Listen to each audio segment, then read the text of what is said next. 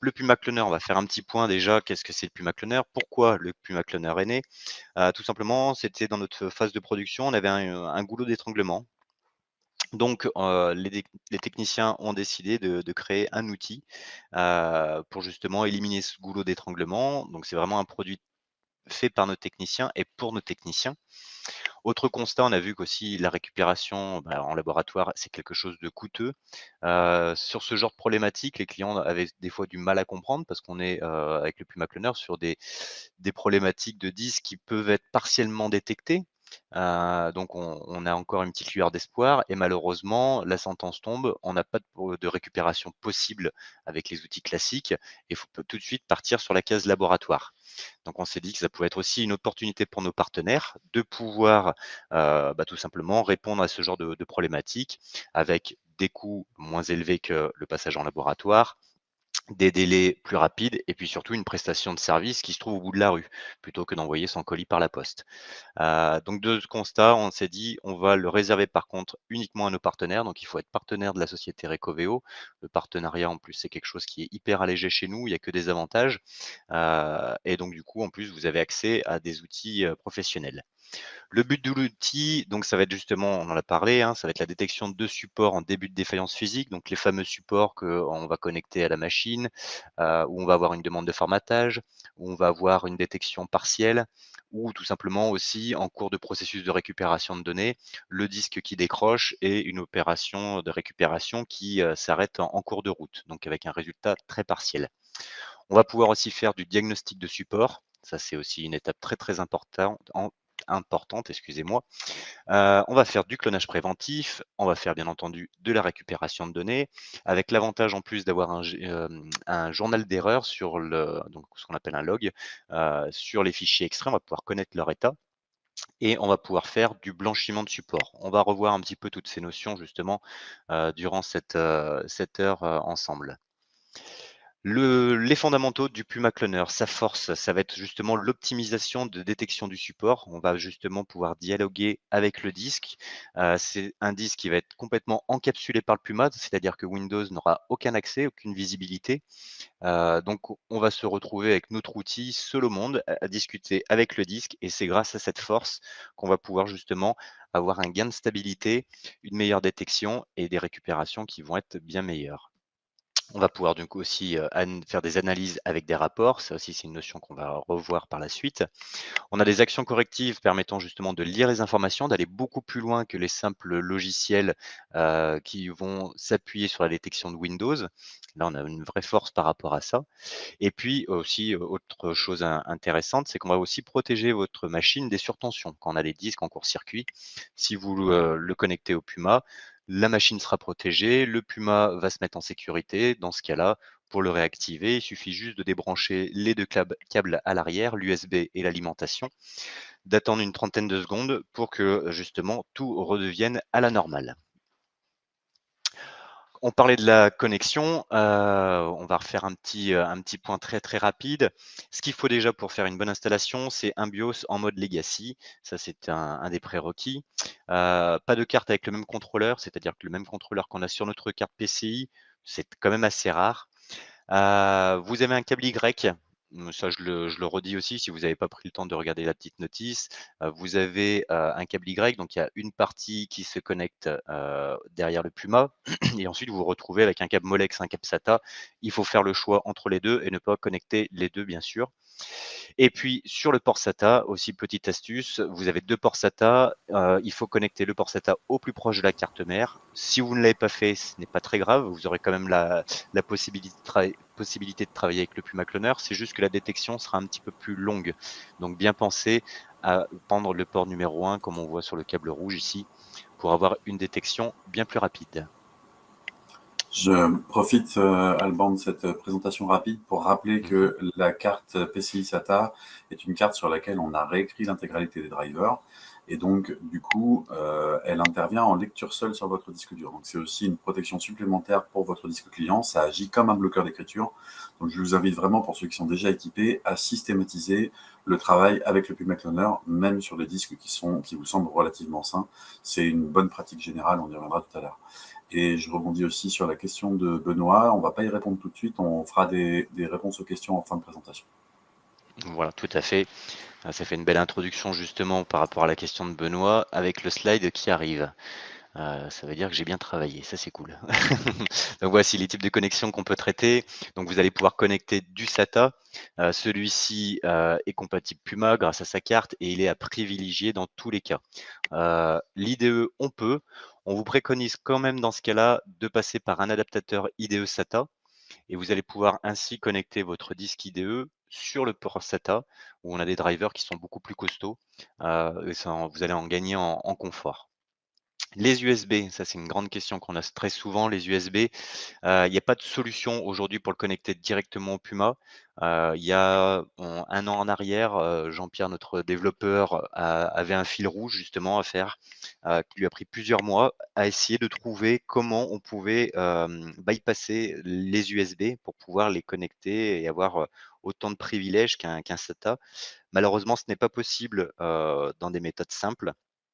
Donc aujourd'hui, il faudra passer par l'interface carte mère pour les USB. Et puis, pour répondre à Benoît, concernant les autres supports, tout va dépendre. Si vous avez des adaptateurs qui peuvent être compatibles ensuite en SATA, dans ce cas-là, c'est parfait. On va pouvoir utiliser le SATA du Puma. Si ce sont des supports qui ne sont pas compatibles avec un SATA, comme le NVMe, des choses comme cela, vous allez pouvoir, dans ce cas-là, les traiter en passant par la carte mère. Dans l'interface Puma, je vous ai mis un petit rappel, où vous avez les connectiques Puma à gauche, hein, avec le SATA, l'IDE, le Master 1 et le Master 2, donc qui sont les deux alimentations en façade du boîtier. Et puis ensuite, vous avez tout ce qu'on appelle interne carte mère. Ça va être justement tous les supports qui vont être connectés par Windows. Et donc là, on s'appuiera sur la détection de Windows. Et pareil, voilà, pour compléter aussi ce que disait Rémi, un support connecté au SATA Puma Cloner sera invisible par Windows. Cela permet de mieux gérer les accès et effectivement, il n'y a pas d'écriture qui est générée de notre côté, donc on garde vraiment le disque intact. Hop. Voilà, là on va rentrer un peu plus dans le vif du sujet. Une fois qu'on a démarré le Puma, on va arriver sur un panel où on va voir différentes options. Vous avez ici les deux, dans les encadrés bleus, les deux analyses rapides et courtes, ce qu'on appelle le quick diag et le full diag dans notre jargon. L'analyse rapide, ça vous avez très certainement dû la voir parce qu'on l'impose entre guillemets, en tout cas on vous incite fortement à la faire dès que vous faites une création de projet en mode récupération de données. C'est un test très rapide, qui va pas durer plus de 5 minutes, même sur des disques très défaillants. Et l'avantage, c'est qu'on va avoir, grâce à ce chrono faible, la chance de pouvoir avoir un état des lieux du disque très rapidement. On va pouvoir, ainsi indiquer au client, votre disque est en bonne ou mauvaise santé ou attention, il commence à se dégrader, j'ai des alertes. Et puis aussi de votre côté, vous allez pouvoir avoir l'information, savoir si le projet va être facilement réalisable ou non. Est-ce qu'on aura des accès simples ou des accès qui risquent d'être compliqués? Ensuite, vous pouvez aussi faire de l'analyse, ce qu'on appelle donc full diag. Celui-ci, on le préconise, c'est écrit en gras pour les supports sains.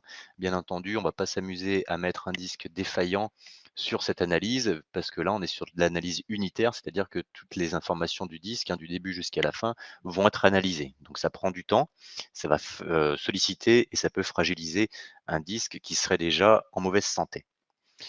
Comme à chaque fois, vous allez avoir des rapports. Sur l'analyse rapide, 2 rapports comme je l'ai dit, un rapport technicien, un rapport client et sur l'analyse complète, vous avez un rapport justement pour les 2, le client et le technicien.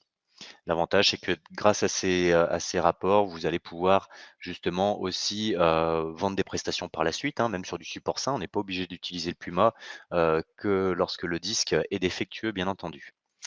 On va rester toujours dans l'univers du diagnostic avec le Puma Cloner et puis SDC qu'on a évoqué tout à l'heure. Alors pareil, on va faire un petit arrêt sur le SDC très rapidement. Pourquoi il est né? Comment? Et ben, en fait, tout simplement, c'est le Puma Cloner, la partie diagnostic qui a été extrait, du code et on en a fait un logiciel. Et puis on s'est rendu compte que, bah, en fait, sur les SSD, il y avait pas mal de petites choses, différentes qu'on n'a pas sur le monde du disque dur à plateau classique. Donc, nos techniciens ont longuement travaillé, beaucoup travaillé et la bonne nouvelle, on est en train justement de réintégrer toutes ces améliorations qui sont nés dans SDC, dans le Puma Cloner. Donc là, on est en phase de bêta de notre côté. Aujourd'hui, on aura d'ailleurs, la chance de travailler sur une bêta qui vient juste de sortir, et qu'on m'a donnée hier en test. Donc voilà. Le SDC, c'est vraiment la partie diagnostic, du Puma Cloner qui a été extrait. Des différences, on va le voir, hein. L'avantage du Puma Cloner, comme je le disais, c'est que ça encapsule le support, hein, s'il est connecté au SATA du Puma Cloner. On aura aussi la possibilité de faire de la récupération de données par la suite. On a des rapports clients et techniciens.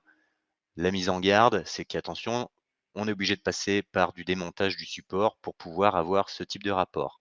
Et c'est là que SDC va rentrer en action. C'est que lui, aujourd'hui, on n'a pas de démontage de support. On a 3 versions, installable, portable et bootable et ça va vous permettre donc soit de travailler directement sur la machine client, soit sur votre machine atelier, soit sinon de démarrer en Windows PE votre version bootable pour pouvoir tester, votre support. Ensuite, on va avoir, voilà, ce que je disais, la version bootable. L'avantage, c'est qu'on a rajouté un bloqueur en écriture, ce qui fait qu'on va se rapprocher de la qualité de diagnostic du Puma Cloner.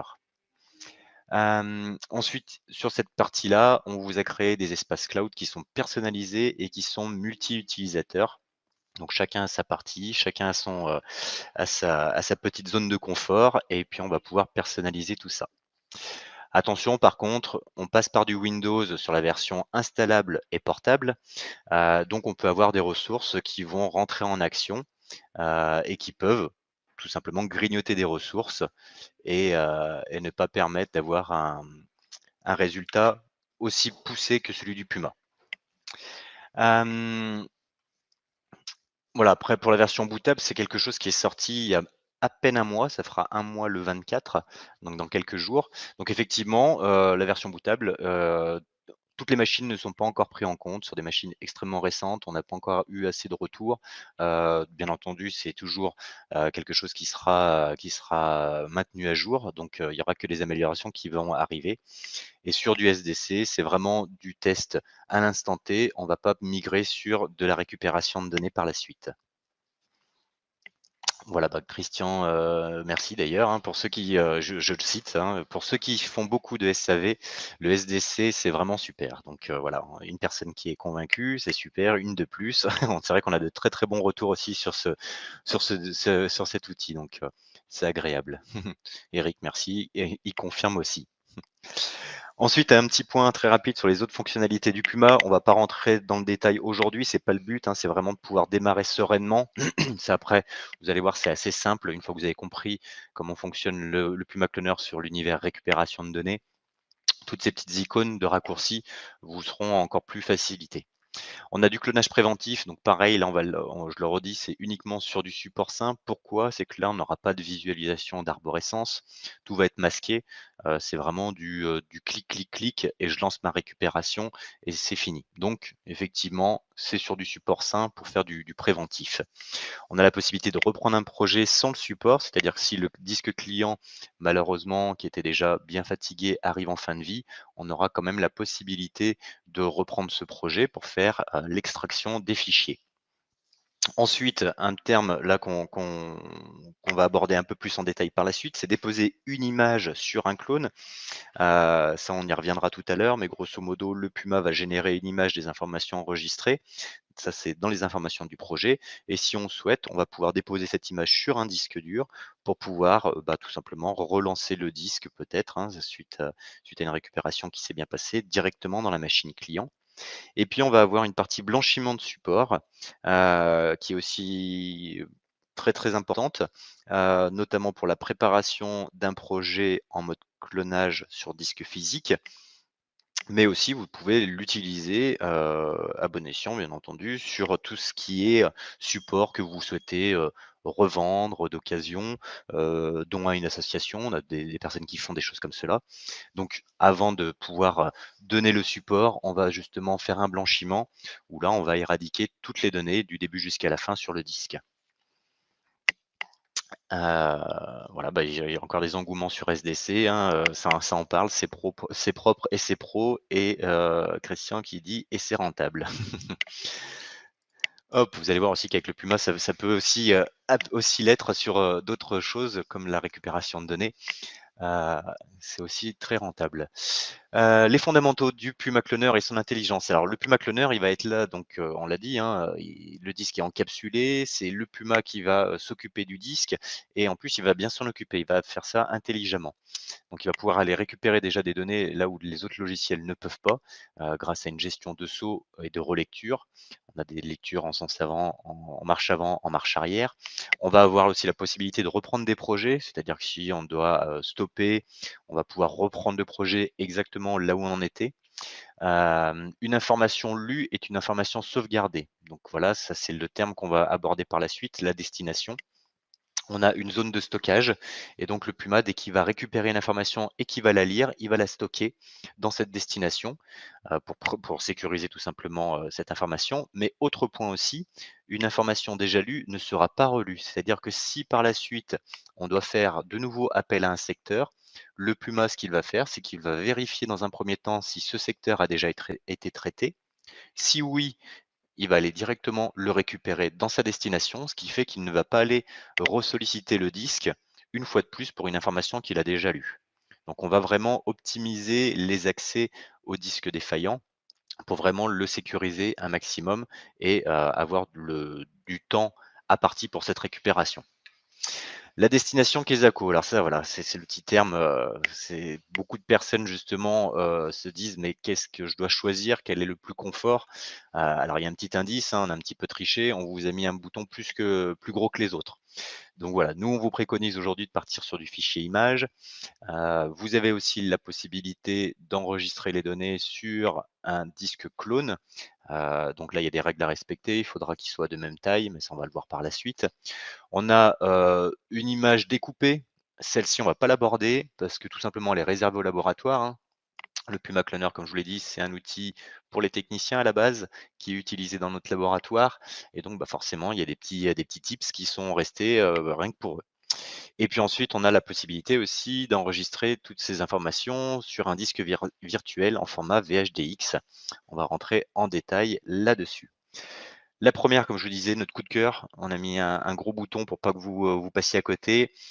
Pourquoi aujourd'hui on vous préconise cela? C'est que la gestion des projets va être beaucoup plus facilitée. On va pouvoir démarrer instantanément le projet. C'est ce qu'on appelle, voilà, du click and recup. C'est un petit peu la tendance, hein, aujourd'hui. Là, ça va être le même principe. On va pouvoir démarrer un projet très rapidement. Le projet va grossir en fonction des lectures. Ça aussi, c'est hyper intéressant. C'est-à-dire qu'on va réserver une taille. Donc on va faire une grosse coquille vide, grosso modo, qui va pouvoir s'étendre jusqu'à la capacité du disque client. Et puis en fait, au fur et à mesure, des lectures qu'on va mettre en place, bah, justement, ce fichier va grossir réellement. Donc du coup, ça c'est hyper intéressant, parce qu'on va pouvoir justement mutualiser des projets sur un seul espace de stockage. Donc ça, c'est aussi, c'est pour ça qu'on peut démarrer le projet très rapidement et en plus, le fichier image est totalement compatible avec Exascan, voire même d'autres outils de récupération de données, vu qu'on est vraiment sur quelque chose de standardisé. On n'a pas voulu faire comme Acronis avec un format vraiment dédié.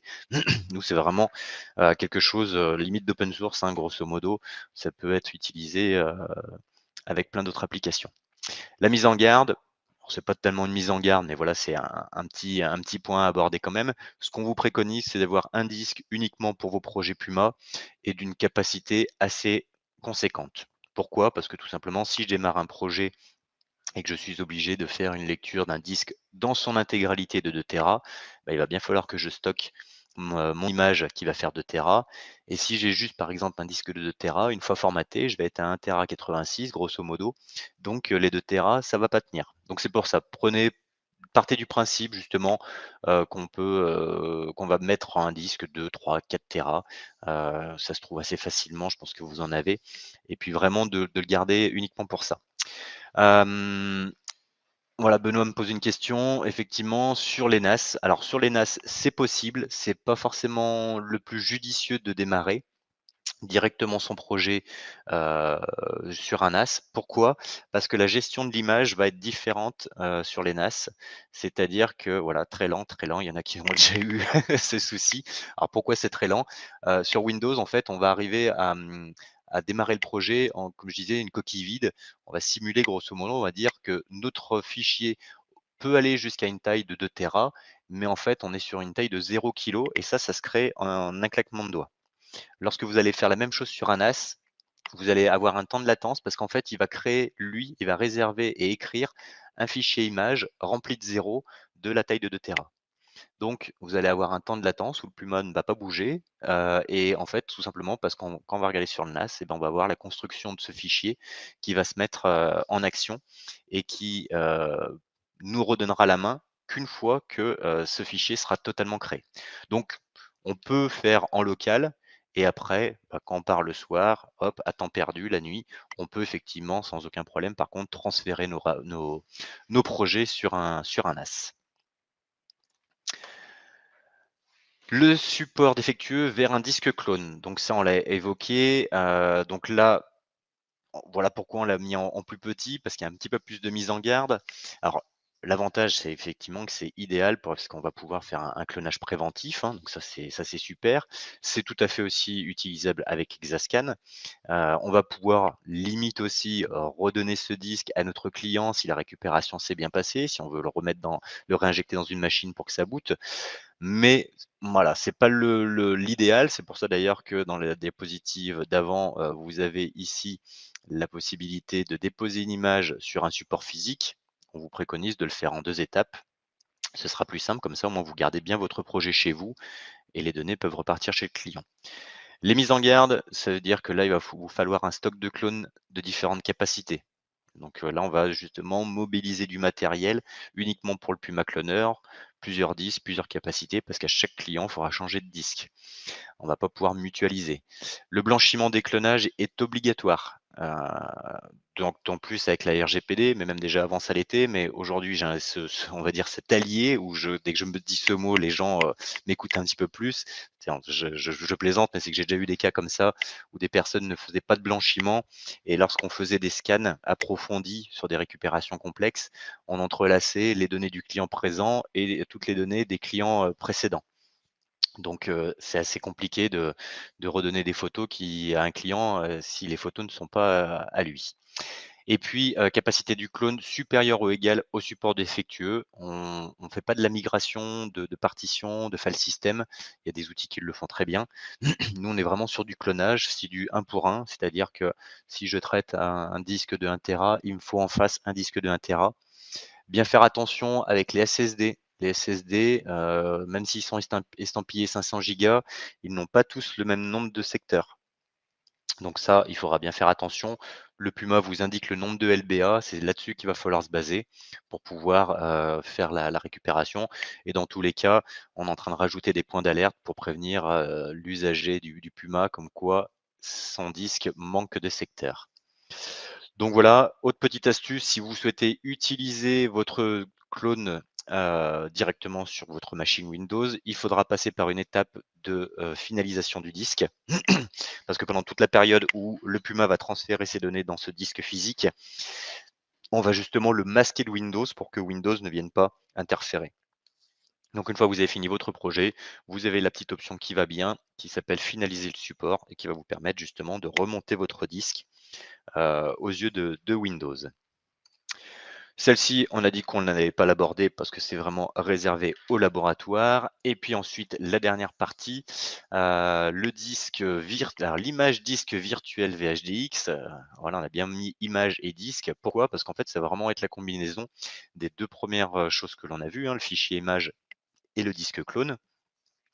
Dans les avantages, c'est que ça va nous permettre justement de monter le support, en machine virtuelle.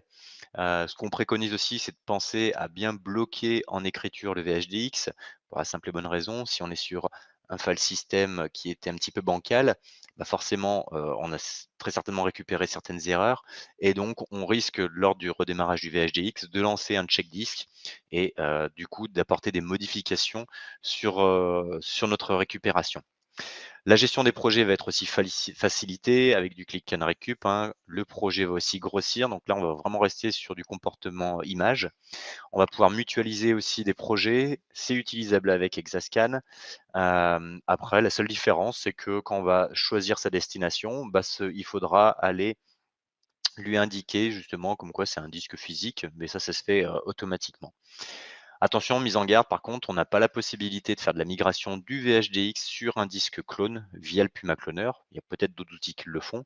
En tout cas, si vous désirez à chaque fois le faire ça, partez sur du mode image et puis vous avez la petite option qui va bien qu'on a vue juste un petit peu plus haut. Hop, dans le Puma Cloner, ça donne quoi? Bah là, on va passer un petit peu à la pratique. On va regarder un petit peu ce que ça donne.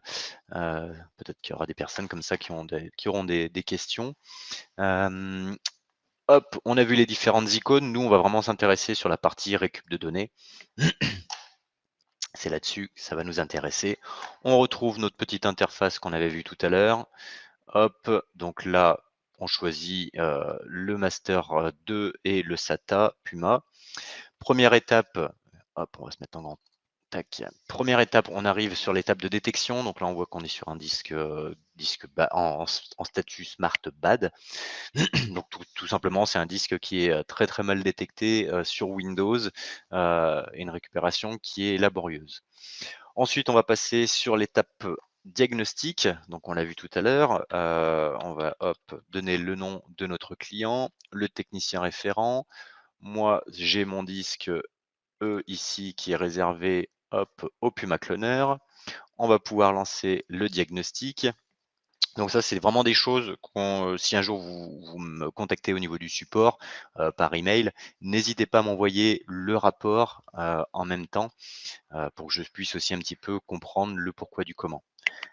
Tout simplement, souvent les disques avec, comme on le voit ici, hein, des ralentissements sur la zone 1, on risque des fois d'avoir des soucis pour afficher l'arborescence, parce que toutes ces informations sont contenues au début de la partition et donc ça engendre des soucis d'affichage. Donc typiquement, c'est pour ça que Windows, lui, n'arrive pas à accéder, parce qu'il tombe sur des zones qui sont récalcitrantes.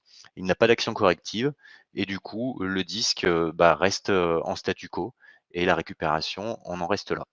Et souvent, ça partait au laboratoire. Donc là, l'avantage, hein, c'est qu'on va pouvoir, grâce à ce Quick Diag, vous voyez, qui est très très rapide, avoir un rapport. Donc là, vous allez même voir les nouveaux rapports qui vont être intégrés au Puma Cloner. Comme je vous l'ai dit, hein, on est en train d'unifier les rapports de SDC Pro, Smart Disk Shaker, et du Puma Cloner. Donc vous aurez une nouvelle interface par la suite de ces rapports. Hop, je vous les montre très rapidement en avant-première pour ceux qui ne connaissent pas SDC. On n'a pas réinventé la roue, hein, on est resté sur les fondamentaux qui fonctionnent depuis des années et des années. Donc c'est surtout une mise à niveau au niveau des informations visuelles plutôt que techniques. Après, il y a des grosses évolutions par contre sur la partie SSD et ça, vous allez bientôt en bénéficier. On va continuer très rapidement. Ici, on arrive à notre étape projet. Donc, ça nous a repris les informations précédemment enregistrées. Et ici, je vais partir sur mon mode image. Donc, quand je disais que c'était du click and recup, on y est.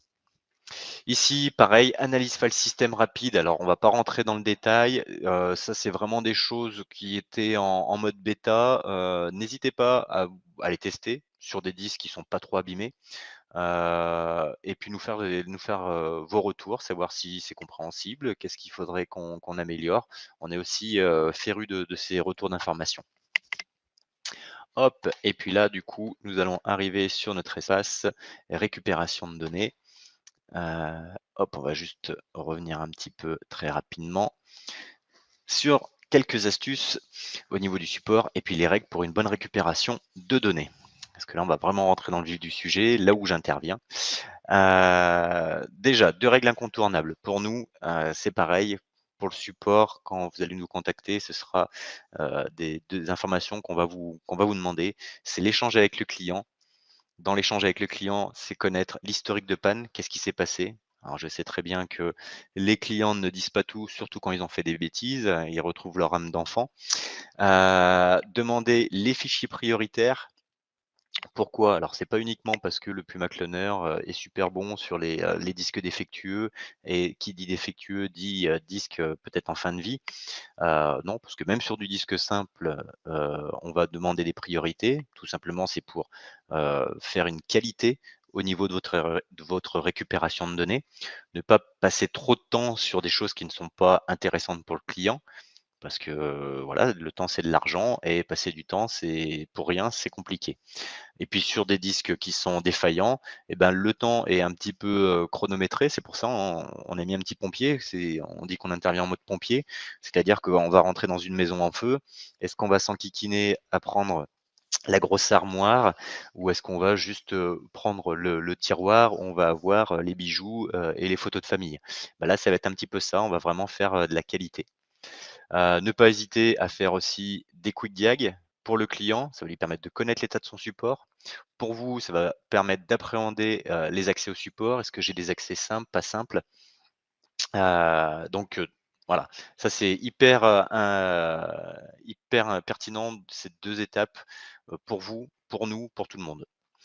Oui, voilà, tout à fait Christian, le client qui dit, «Il est tombé», non, non, c'est pas moi. Oui, c'est la faute à pas de chance, comme on dit. Dans le Puma Cloner, ensuite, vous allez avoir, d'autres possibilités. On parlait justement des priorités. Je vous invite vraiment à les faire. Là, j'ai fait un petit schéma.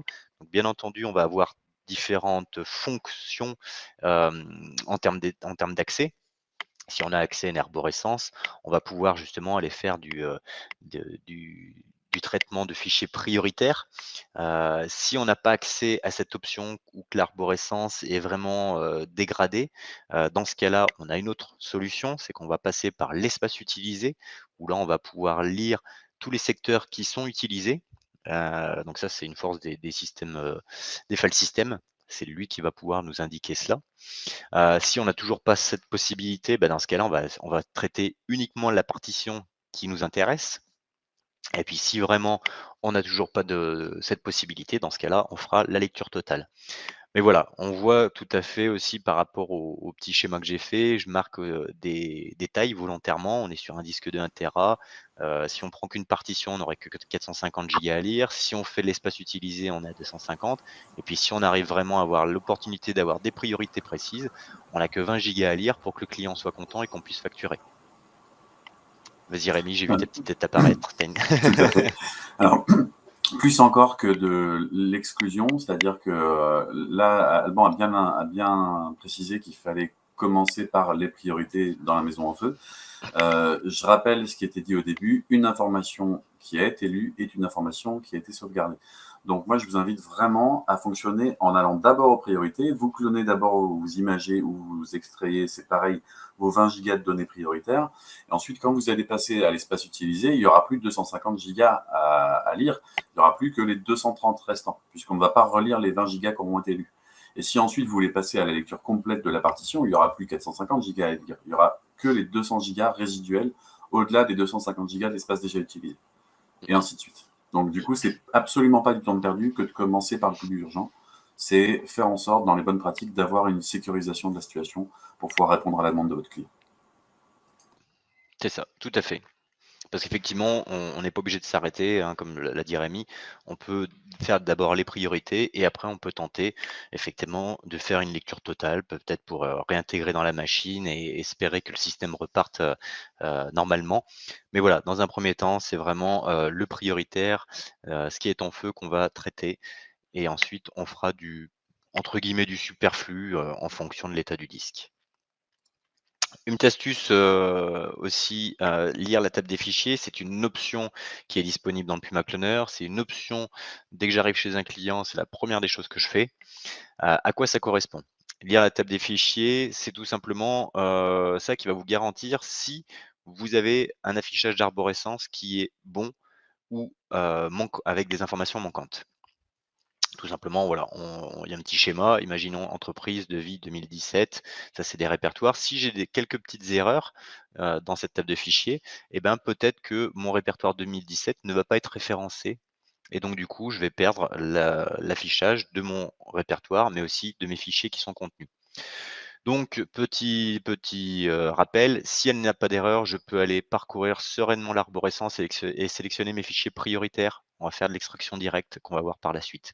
Si elle comporte quelques erreurs, à ce moment-là, on a un module qui va nous permettre justement de lancer une analyse et le Puma va pouvoir justement corriger entre guillemets ces trous manquants. Ce gruyère, on va pouvoir le reboucher.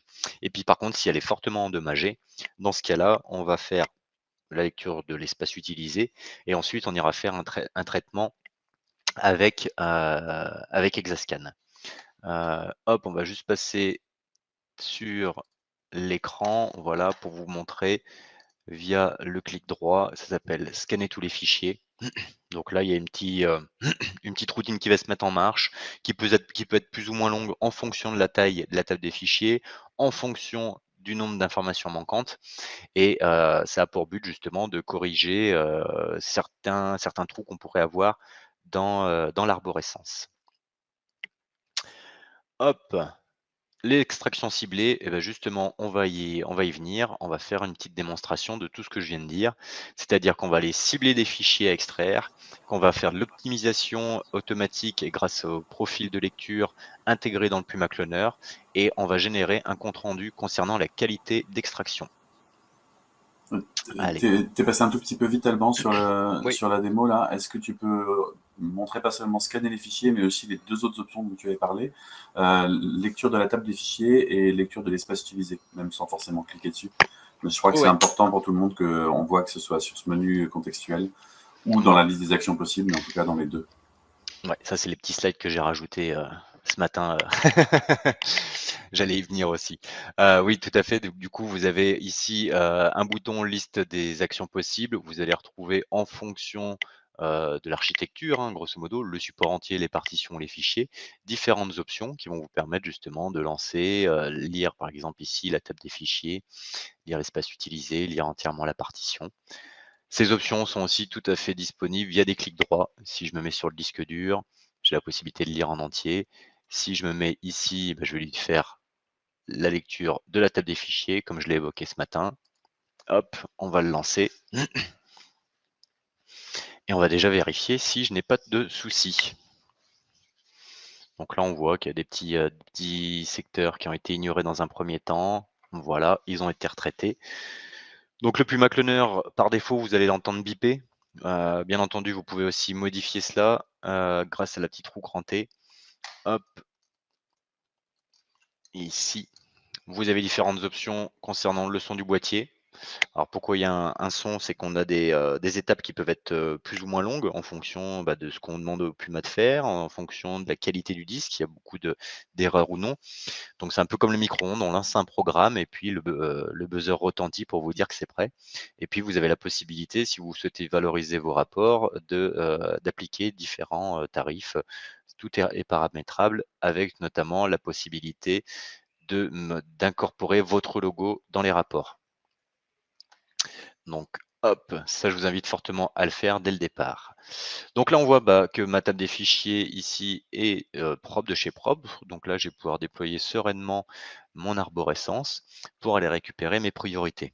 Alors je vous rassure, on ne va pas en extraire non plus 100 000, hein. On va faire des petites photos très rapidement. Hop, on va aller dans ça. Puis on va prendre des photos. Hop.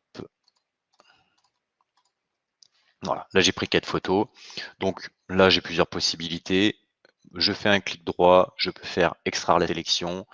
Je peux retrouver ces mêmes options aussi ici, extraire. Alors la différence entre lire et extraire, c'est que lire, je vais tout simplement enregistrer les informations uniquement dans ma destination. Je vous rappelle qu'on est en mode image. Ou sinon on va pouvoir faire de l'extraction, c'est-à-dire qu'on va compléter notre image et en plus on va pouvoir les extraire sur un support, par exemple, qu'on remettra au client par la suite. Il faut savoir que le Puma, c'est totalement invisible, hein. Quand vous faites des clics, quand il va interroger le disque malade et qu'il va lire des informations, en automatique, il va les sauvegarder. Donc voilà, après pareil, vous retrouvez encore les options, toujours par des clics droits dans votre arborescence. On va faire extraire la sélection. On aura une petite boîte de dialogue qui va s'afficher. Pareil, on vous a facilité la tâche. Toutes les options qui fonctionnent bien, elles sont précochées par défaut. Donc il n'y a pas forcément trop de questions à se poser. Ici, ça nous demande où est-ce que l'on souhaite enregistrer. Par défaut, c'est le projet le répertoire projet. Donc je valide et puis là, on va lancer le traitement. Donc on l'a dit tout à l'heure, le Puma, il est intelligent, il est là pour sécuriser le disque, il n'est pas là pour le faire, travailler, n'importe comment. Donc ce qu'on va faire dans cette première extraction, c'est tout simplement qu'on va, extraire dans un premier temps uniquement ce qui est facile. On va faire un petit peu le feignant. En faisant le feignant, on va protéger notre disque et là, on voit que sur les 4 photos que je lui ai demandées, il m'en a extrait une et que les 3 autres sont sautées car contient des secteurs défectueux. On va regarder en parallèle aussi ce que ça donne dans notre répertoire de projet. J'ai mes informations ici de mon projet, hein, tout simplement, mes rapports que j'ai générés, puis j'ai ici le nom de mon client entre crochets, c'est tout simplement le répertoire d'extraction. On va retrouver toute notre arborescence qui est respectée. Et là, effectivement, j'ai bien une photo qui s'affiche. Hop.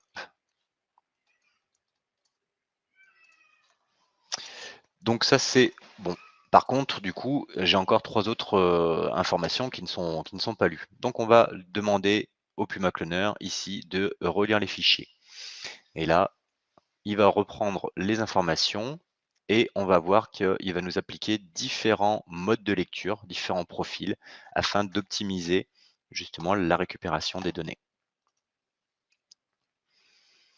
Donc après le but, comment on gère, le Puma, ces informations? C'est tout simplement des profils où on va générer des sauts pour essayer de se dégager des zones potentiellement infectées, défectueuses et puis essayer de récupérer des informations qui seraient après et à chaque fois, en fait, on va rétrécir ce champ d'action avec des sauts de moins grande taille et puis des lecteurs additionnels qui vont faire de la marche avant et tout de suite de la marche arrière.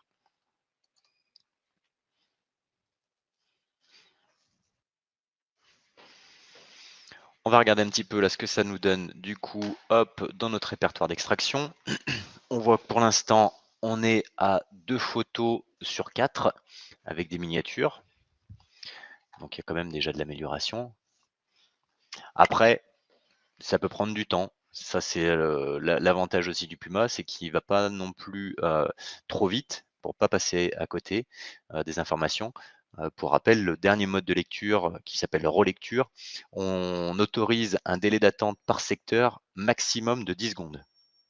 Donc effectivement, on a des récupérations des fois qui vont se faire en quelques minutes, d'autres en quelques heures et des fois en quelques jours. Ça, c'est possible. Voilà, il a fini, il me sort mes statistiques. Donc du coup, tout à l'heure, pour rappel, on était à 3 fichiers non extraits car contient des secteurs défectueux et la photo 209 qui était déjà présente. Ici, on a 2 photos bonnes et puis 2 autres où il nous indique justement qu'il y a des secteurs défectueux et il nous indique le nombre. On va sauvegarder ce listing.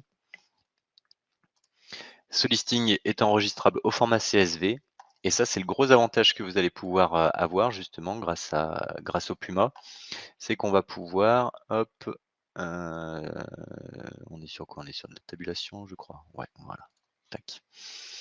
On va pouvoir fournir au client, tenir informé le client de la qualité de sa récupération sans avoir à faire de tests complémentaires. Ça, c'est le gros plus du Puma. Un petit peu comme ceux qui ont déjà pratiqué le laboratoire, on vous envoie le listing. Et ben là, ça va être un petit peu pareil. On va retrouver nos fichiers avec leurs informations d'emplacement, de date, etc. Et puis le statut. Comme celui-ci ont été optimisés seconde passe. Et ceux-là, on a les défauts et on retrouve les statistiques en bas du tableau. Qu'est-ce que ça donne concrètement? Bah là, c'est vrai que vous voyez, hein, sur les 4 photos, j'ai 3 belles miniatures, alors que le Puma me dit que j'ai des défauts sur 2 d'entre elles. Donc bon, par exemple, on va prendre celle-ci, la photo de belle maman. Si on regarde, on a une belle miniature, alors qu'en fait, si on l'ouvre, bah, belle maman, voilà, on va rien dire sur la belle-mère, mais elle a plus tout à fait la même tête. Donc ça, c'est le gros avantage du Puma, c'est que vous voyez quand vous avez des milliers de photos ou même d'autres types de fichiers, vous allez pouvoir, grâce à ce rapport et à ce CSV, garantir votre client que la récupération s'est bien passée, lui donner une vraie statistique. Voilà, tout à fait, Christian, elle a morflé. Alors, je vous rassure, c'est pas la mienne. Je me serais pas permis. Je veux pas avoir de soucis. La seconde photo, pareil, hein, Ça nous indique, qu'elle est en défaut alors qu'on a une belle miniature, mais on voit qu'il y a un effet puzzle. Il y a une partie qui est décalée et puis on a une sorte de filtre blanc, qui ne s'affiche pas. Et puis si on regarde, l'autre photo, elle était extraite dès le 1er coup, donc pas de souci. Donc ça voilà, ça c'est le gros avantage. N'hésitez pas à passer par l'extraction ciblée. Hop, on l'a vu ici, on a fait de l'extraction ciblée, on a optimisé la récupération de nos fichiers grâce au mode de lecture et derrière, on a un compte rendu concernant la qualité d'extraction. Et tout ça en quelques minutes, c'est très rapide. Et pour les autres cas, ça c'est la question qu'on a souvent aussi, comment on traite les autres cas. Alors problématique, par exemple la double punition, on a des secteurs défectueux qui, vont tomber sur notre, table de fichiers par exemple et donc on va avoir, dans l'arborescence des répertoires ou des fichiers qui sont masqués. Donc comme on l'a vu, 2 solutions. On va faire par ordre de possibilité, si on a la possibilité, faire de la lecture de l'espace utilisé. Si on n'a pas cette option, parce que le système de fichiers est trop abîmé, on va faire la lecture de la partition et on traitera avec Exascan par la suite. Autre problématique, si c'est un système de fichiers qui est non pris en compte dans le Puma ou qui est fortement altéré, dans ce cas-là, pareil, en fonction des possibilités, soit on va faire l'espace utilisé, soit la partition, voire peut-être le disque entier, et on fera un traitement complémentaire par la suite avec le Puma Cloner. En gros, aujourd'hui, avec les 2 outils Puma Cloner, Exascan, vous allez pouvoir traiter énormément de systèmes de fichiers et quasi toutes les problématiques de panne, sauf les pannes, vraiment physiques, mécaniques, bien entendu. Quand utiliser le Puma Cloner? Alors ça, c'est des choses des fois qu'on entend. C'est uniquement quand j'ai un support récalcitrant, défectueux, non. J'ai envie de dire c'est faux. On peut l'utiliser pour tout, c'est-à-dire pour la récupération de données, pour les migrations de données, pour du clonage préventif, pour du blanchiment de support, de l'analyse. On va pouvoir utiliser le Puma tout le temps. Pourquoi je dis ça? J'ai des clients, moi, qui m'appellent et qui effectivement ont déjà tenté plusieurs fois, plusieurs heures avec Exascan, des disques qui sont tout simplement en souffrance et ils n'ont pas les récupérations qu'ils veulent. Et ben, la première étape, c'est on repart de zéro, on passe par le Puma Cloner. Si tout se passe bien, ça prend pas de temps. S'il y a des problèmes qui étaient, invisibles sous Windows, le Puma va les révéler et il va les optimiser et derrière on aura une belle récupération. Et puis ensuite pour finir ma partie, 2-3 petites astuces aussi ou des petites erreurs, entre guillemets que je peux voir souvent. N'abusez pas des cases à cocher. Alors on voit, on a tout pris. Les priorités, on l'a dit, récupérer un profil user complet avec un app data où on va avoir, plein de petits fichiers qui vont jamais servir à personne. C'est du temps perdu, c'est des souffrances potentielles pour le disque, c'est du temps perdu, pour vous aussi. Faites vraiment du, précis. On va prendre le bureau, les documents, les téléchargements, les photos, les choses vraiment pertinentes et on fera de l'extraction ciblée. Pareil, si vous voulez vraiment faire de la lecture, ne vous enquiquinez pas à cocher tout. On va se remettre sur le Puma très rapidement. On a bien fait les choses. Au lieu de faire ça et de lui demander de me lire la sélection, on va à ce moment-là directement lui demander de lire l'espace utilisé. Vous pouvez vous amuser, faites un test, vous lancez, une grosse sélection comme ça sur un disque avec un système d'exploitation. Avant qu'on puisse lire une information, vous allez, en prendre pour quelques heures parce qu'il va falloir énumérer toute l'arborescence, connaître les coordonnées de tous les fichiers, et ça va prendre extrêmement du temps. Alors que si on lui demande là de lire l'espace utilisé, en quelques secondes, je vais pouvoir savoir le volume que j'ai, accessible. Voilà, ça y est, c'est fait. J'ai même pas le temps de finir ma phrase. J'ai 119 gigas, 91 à lire. Voilà. Donc, amusez-vous à faire le test hein, pour valider mes dires. Mais ça, voilà, c'est la petite astuce. La case à cocher, c'est uniquement pour la sélection pertinente. Et après, n'oubliez pas d'utiliser le clic droit ou le menu des actions possibles pour pouvoir lancer les différents modes opératoires.